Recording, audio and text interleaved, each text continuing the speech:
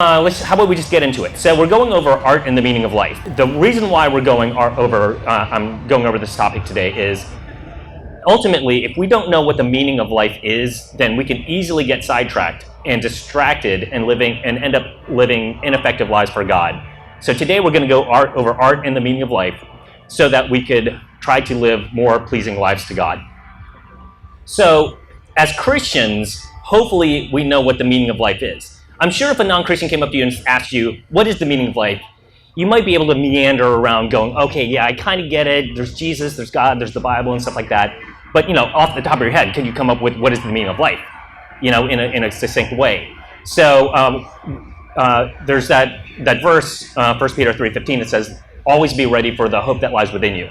So today I want to kind of go over something like that. So Julie, could you grab this first slide? So the definition that there's a bunch of different ways to look at the meaning of life. So the definition that I settled on is something that we could use in a very practical way that Christians and non-Christians alike can understand. So the meaning of life is to love and be loved in the family of God forever. Okay, so the meaning of life is to love and be loved in the family of God forever. So if you think about it, why did God mean to do anything? Because if God meant to do something, that is what actually gives us meaning. So the atheists are in a kind of a bind because the universe didn't mean to make them, so they have no meaning. Does that make sense? If God meant to make us, whatever had meaning that he meant to make us is what our meaning is. So God created us as objects of love. And then so if you think about it, to go back to this thing, to love and be loved in the family of God forever. So if God made us objects of love, so ultimately he made us to be able to receive his love and to reflect his love. Does that make sense? If God is love, all we are is we receive God's love and we reflect his love. So there's two big takeaways from meaning. If you look at this thing, you get two things. You get value. You have value because of the meaning that God gave you. And then also you have purpose. Okay, so from meaning you get value and purpose. So the value side of things is you have value because God values you. God loves you, so that is where your value comes from. You don't have to make up your own meaning. So non-Christians or atheists, whoever, they have a hard time coming up with meaning because their meaning is an opinion. And their opinion could be like, I'm worth a lot one day, I'm worth nothing the next day. And like it's an external thing, where it's an internal thing. But our meaning is fixed. And your value, we know what our value is because what was the price that God paid for you? That's your value. It's the price of his son, right? So your value, no matter what, is fixed, equal to his son. So the big takeaway just from the value side of things in a very practical way is if you're single, if you just went through a breakup or anything like that, your value does not go up or down if you get married or if you have kids or anything like that because it's fixed. It has how many people love you or not. If you love yourself at the moment or if you're depressed, your value, we know God says, I love you, I paid for this, your value is fixed like that. So that's the message that you can always give to yourself or other people when they're going through something is you don't have to come up with your own value. It's not an opinion. It's God's value that gives, that's where your value comes from and it's fixed. It's a factual, objective thing. So the second side of the meaning of life is our purpose. So our purpose is to love God and to love each other. That's kind of like what this shirt is right here. Love God, love others, that's it. That is what our God-given purpose is to reflect God's love. That's all it is. God is the author of love, the source of love, and we reflect his love. And so if you think about it, it only comes down to two things. Life comes down to two things: love God, love others, that's it. When Christ was asked what is the greatest commandment in the Bible, what is the greatest commandment, what did he say? Love the Lord your God with all your heart, soul, and mind. And the second is like it, love your neighbor as yourself. Love God, love others. And he goes on to say, all the law and the commandments, all the prophets hang on these two commandments. He basically says every single command in the Bible is a subcategory of loving God and loving others. 10 commandments, half of it is about loving God, half of it's about loving others. So our purpose is just to love God and love others. So in a practical sense, what does that mean? So loving God is three things. It's praise, thanks, and obedience. Loving God is three things: praise, thanks, and obedience. So anytime that you pray or anything like that, you're praising God for who he is, his attributes. You're thanking him for what he's done, and also the obedience. If you love God, you'll obey him. There's that verse with that. So that's pretty self-explanatory. Loving others is a little bit more abstract. So the way that I usually like to explain it is loving others is providing for people's spiritual needs and providing for people's physical needs.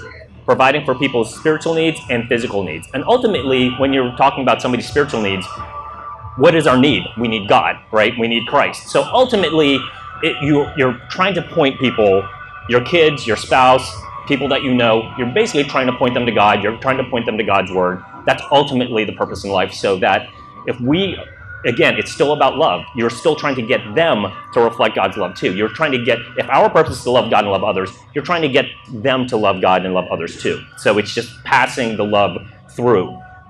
And then the other side of things is to provide for their physical needs. If you didn't think about it, you feed your kids, you know? Because ultimately, like, to put it really bluntly, you can't get anybody else to they can't fulfill their purpose if they're dead, right? Makes sense? So you have to feed them. And there's actually this verse, 1 Timothy 5, if any of you do not provide for his family, especially for members of his own household, he has denied the faith and is worse than an unbeliever. So it actually flat out says, providing for your family in a physical sense is actually part of loving others. So the biggest takeaway from the purpose of loving others is you can only get people to love God and others more if you have a deep relationship with them. So being friends on Facebook with somebody, with 1,000 different people, isn't gonna cut it, you know? And especially if you start posting political stuff and you're just causing division, you're not building a relationship with them. You're just saying, hey, these are all the points that we can disagree on, you know? So building relationships is the key to ministry, is building deep relationships. So it's not how many you have, it's how deep you can go with certain relationships. That's why, you know, when you have kids, your relationship goes deep with them, spouse, but then you have to be intentional about going around building relationships with others too. So that is actually the meaning of life. So it's really not that hard. So again, it's just these things: to love and be loved in the family of God forever. Value is, your value is fixed. Your value is equal to the life of Christ. And then your purpose is to love God, love others. That's it. Okay, so since we're here in the art tent, and it's called Art in the Meaning of Life, let's give art an actual definition. So here's the explanation, here's a definition that I came up for art. Art is the exploration and enjoyment of God's creativity. Okay, art is exploration and enjoyment of God's creativity. Just like how God is the source of love, God, of course, is the source of all existence. He's the source of all creation. So God, if you just think about the word creation, if you have creation, you have to create it, and you have to use creativity to get creation. Does that make sense? So basically what art is the exploration and enjoyment of God's creativity.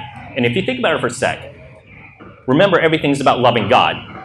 If you look at the sunset and all sorts of stuff, you can appreciate God's majesty and praise him for that. That is a form of love. When you look at God's creation and go, man, God, you are amazing, that actually is showing love to God because you are appreciating God. So for us as Christians, we have to be intentional about, looking at God's creation in all its different forms and go, oh, wow, that's great. And then that's going to be a form of loving God. So there are three different aspects of God's creation. There is the most obvious stuff. God made the physical creation, right? Anything that's made of matter, energy, molecules. You see the sunset. You sing a song, which is sound waves. You take like food. That's all physical. And so what you can do is you take God's creation, like God created trees, right? He created, iron ore or whatever. And then what we can do, because God gave us free will, is we can take God's creation, take this tree, carve it down into whatever, take the iron ore, make it into nails, and you can make a chair. You can do all sorts of stuff with God's creation. So that is art. The creation of art from our side is we take God's creation and then we can form it into something new. If you just think about what why God put Adam and Eve into the Garden of Eden, is essentially was that. The garden was unformed. The garden was the only formed part. The rest of the earth was unformed. So the idea was, Adam and Eve and their offspring would eventually cover the entire earth and make it orderly and make it a garden and basically use creativity.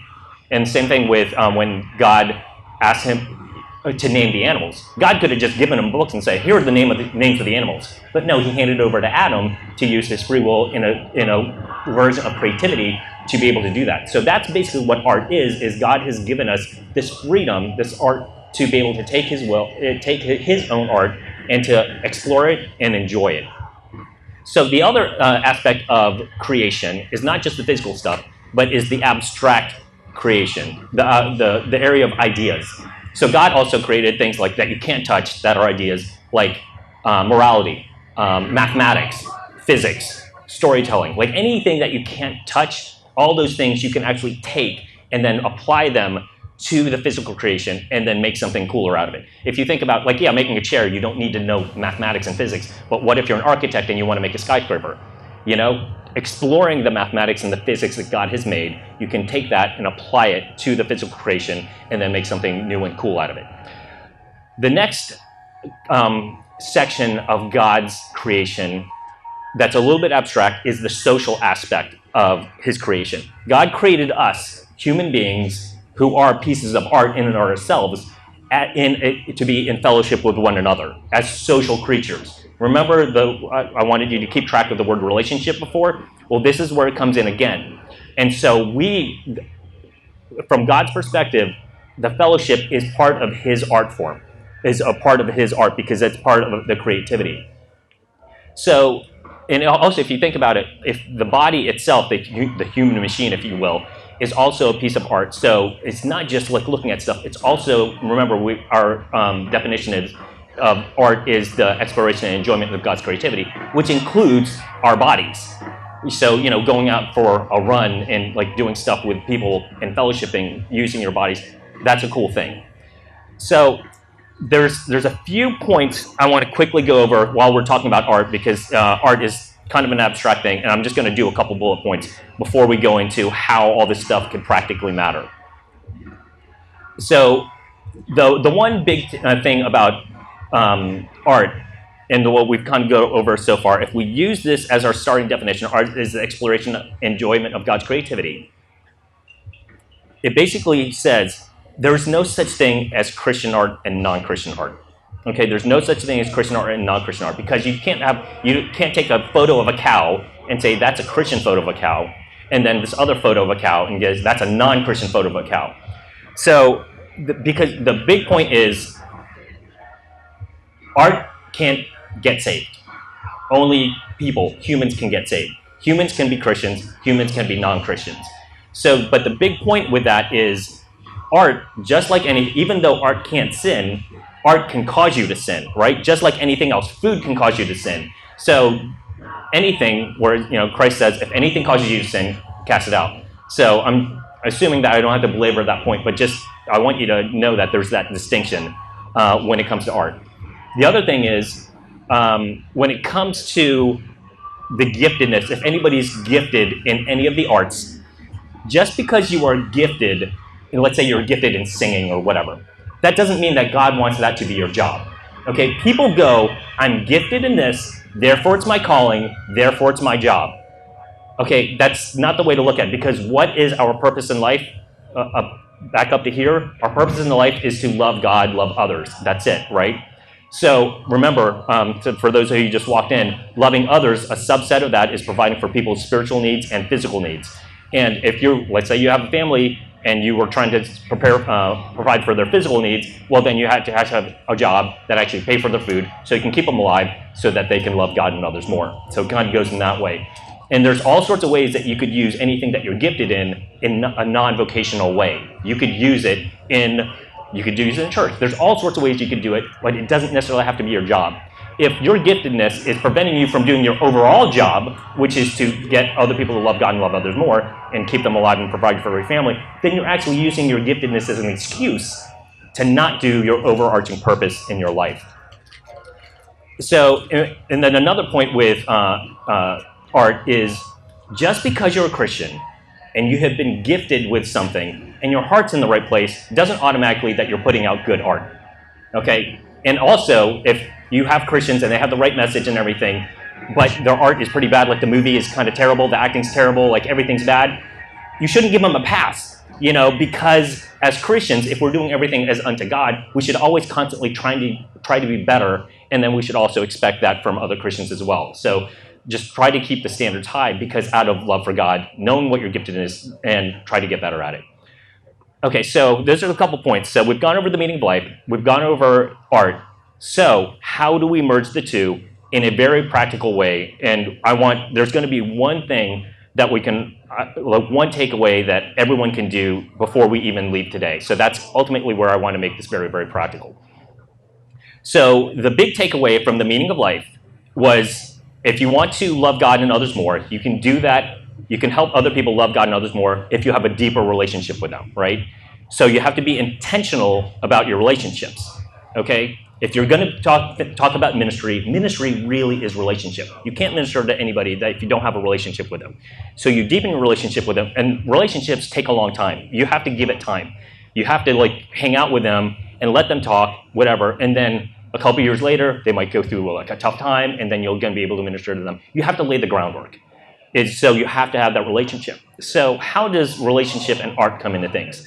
So if art is the enjoyment and exploration and enjoyment of God's creativity, one simple thing you can do is just look for the common interests that you have, such as in God's creation. So the obvious ones are like, oh, well, if they're into hiking, or if you're into running, because remember, the human body is an art form that God created that God meant for us to enjoy. So if you're like my wife and I were in a running group, and we use that intentionally to develop relationships. But you have to be intentional about it, because all these things any non-Christian can do. But if you're not intentional about it, it's just a distraction. So your motive always has to be out of love for God and love for others. So just think about the common interests that you might. First, you have to think about who are the people that God has put in your lives that He wants you to build a relationship with. Okay, it could be Christians, it could be non-Christian, but you have to be intentional about it. So just think about those people. Think about any common interests that you might have, any common things of God's creation. It could be any sort of activity, and kind of merge the two. So, the biggest piece of art that we experience every day, almost 3 times a day, that we don't even think of art because it's so common, is food. It's the culinary arts. Everyone like to eat? Okay, so this is the easiest, most practical way to build relationships and experience God's art, is going, do you guys like Italian food? Do you guys like Mexican food? That's a piece of art. And then you can take them out and build relationships with that person or with that couple over dinner. But you have to be intentional about it, or else you're just hanging out and it's a distraction and you're just wasting everybody's time. So this is the very practical thing right now, and we're going to pause for a sec because I want you to think about it. I want you guys to think about at least one person or one couple that God has put into your lives that you have some common interest with, and then go, we need to invite these people over for dinner, or not necessarily even over. You can bring over dinner because that's an art form, that's cool too, or you can just go out and make it easy and just go out to Italian or whatever. Okay, so everyone right now, we're just going to pause for about 15 seconds and think about the one person or couple that you're going to invite to dinner. You guys got somebody in mind? You guys got somebody in mind? Brian, you got something in mind? You guys got somebody in mind? Great. So today we figured out the meaning of life, how art fits into that, and we've come away with something very practical. And then when you meet with them, ultimately you're building a long-term relationship with them. You don't have to go there and then give them the 4 spiritual laws and then ask them to, ask Jesus in their heart, like right there. Build a relationship with them. Listen to what they have to say. Know that, and your love for them, the Christ love, should be shining through to them, and go, what, this person actually listens. You don't have to correct them on everything. If the opportunity's not there, it's a long-term thing. So that's the big thing, the big takeaway that we have for today. So just to quickly recap, the meaning of life is to love and be loved in the family of God forever. Your purpose is to love God, love others, that's it. and art is the exploration and enjoyment of God's creativity. So in a sec, I'll open it up for any Q&A stuff. My podcast is fastgodstuff.com, so you can take out your phones right now and subscribe. Okay, so I have a little bit of time here. We have about like 7 minutes. Anybody have any questions that I could delve into a little bit deeper? Right. Okay, so Brian's question is, how can you be intentional with your relationship with somebody without it being a project? And so that really comes down to a heart thing, of like a motive thing, of like, why are you doing that? So you just make sure that it's people. But if you actually develop your relationship where you actually care about those people, they're no longer a project. They're actually people that you care about, that you love, and that you have an emotional connection with. So I think that's kind of like where the difference is. So when you're trying to be intentional about your relationships, you almost want to talk to people that you actually have some type of chemistry with, that you actually care about, and not just like grab somebody off the street and then yell Bible verses at them. Because that really is the epitome of like I've seen it. That's the epitome of a project. I don't really care about my relationship with you. So go the exact opposite. I care about my relationship with you, and then because of that, you're no longer a project. You are actually somebody I actually have a relationship with. But yeah, great question. Okay, and what was your name? Caitlin. So Caitlin's question ultimately is, when you have a relationship with somebody and then things get complicated and then you have to step away. So it's one of those wisdom things. It's always going to be different for you, and you might be able to handle it. Somebody else might be able to not handle it. And that's just basically where you're at with a particular situation. If it causes you to sin, then that's when you kind of know that maybe I need to step away from it a little bit, because it's actually harming my relationship with this person, and it's harming my relationship with God, because I'm just completely frustrated and all I'm doing is just getting angry the entire time. And then that's when you kind of like, you can take a step back, and it's totally legitimate, because you're not the only person that God is going to have in their lives. And then at that point you can go, you know what, God, I'm not quite ready to tackle this situation. And you can self-analyze and go, which fruit of the Spirit am I missing in this particular situation? So when we're talking about, to get to this point, when we're talking about love God, love others, you can only do that more the more you are like Christ, okay? You can love God and others more the more you are like Christ. So ultimately, that's God's plan for you, is to be more like Christ. That's called sanctification. In one word, what is God trying to do in your life right now? It's make you more like Christ. When you're more like Christ, you can love God and others more and fulfill your purpose. So what you can do in those situations is go, okay, Christ, just think of Christ's traits as the fruit of the Spirit, the 9 fruit of the Spirit, and then humility. Kind of add that as like the 10th one. So go, okay, I'm not ready to do this because I'm sinning, and which one of the fruit of the Spirit am I not having in this situation? Because you could be the most patient in the world, with a person in the world, with your kids, or in traffic, but maybe it's just this one person who rubs you the wrong way. Take a step back. God, forgive me for getting angry at this person. Help me work on this, on patience or self-control when it comes to this one person. So you have to be very intentional and self-analytical of going, okay, well, which fruit of the Spirit am I missing in this particular situation? Which is everything in life too. So not just this relationship thing, but anytime like you can get in the car and then somebody cuts you off. Well, you could have been thanking God for Him growing you and sanctifying you in James 1:2-4 and Romans 8:28, all that stuff, and count it all joy. But now you're mad, but now you can go, oh, you know what? I'm missing patience. I'm missing self-control, whatever. So that is ultimately going, oh, this is where God's trying to sanctify me right now. So yes, God can use other people in ways to reflect, I can't handle this. Why not? And then you work on that, and then maybe the opportunity will come down to rekindle that relationship, if that makes any sense. Amazing question. And of course, kind of at that point, family is complicated, So sometimes it's not just friends; it's just going to be family. And hopefully, you want to think long term with your family. You're not going to change your mind at Thanksgiving, or like in a conversation. Just show the Christ-like love. Try to reflect Christ's love to them over a long period of time, and then hopefully that you'll, when they go through something and when they're ready and like they've been knocked around for a little bit, hopefully they'll come to you. Keep on praying for them and everything, but again, your relationships are going to be deep if they're long term. Well, thanks a lot. Again, listen to my podcast, go to fastgotstuff.com, and if anybody has any specific questions that they didn't want to ask earlier, I'm available now. So thank you very much. Thanks.